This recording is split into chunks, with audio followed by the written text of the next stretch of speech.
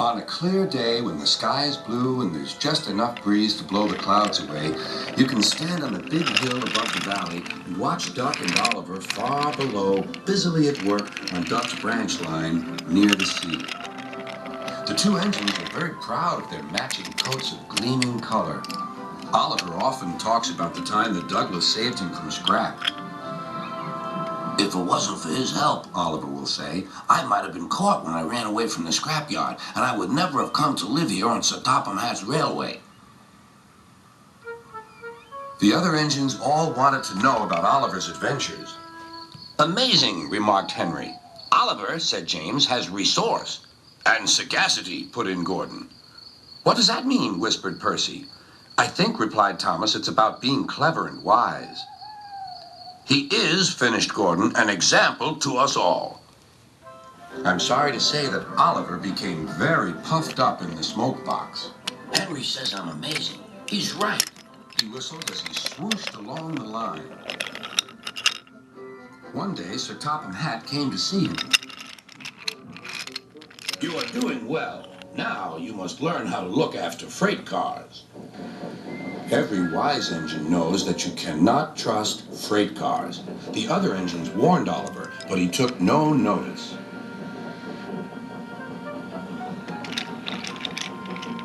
"You think I can't manage," he said huffily. "Gordon knows better. He says I'm sagacious." "You may be good gracious or whatever you call it, but cars can be troublesome, and—" "Say no more, Duck," interrupted Donald. "It's a pity, but the wee engine'll just have to learn for himself."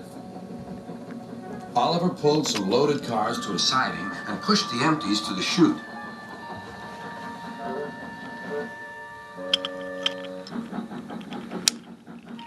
Then he came back to take the loaded cars away. But they were comfortable and didn't want to move. "What right has he to poke his funnel in here? We want Duck or Donald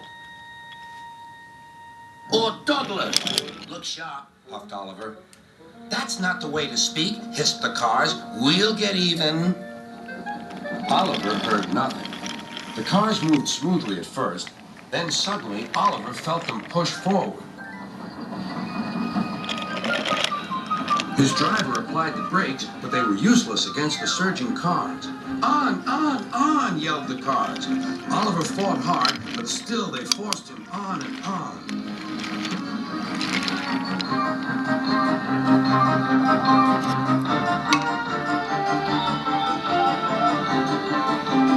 At last, the cars grew tired. "I'm winning," gasped Oliver. But it was too late.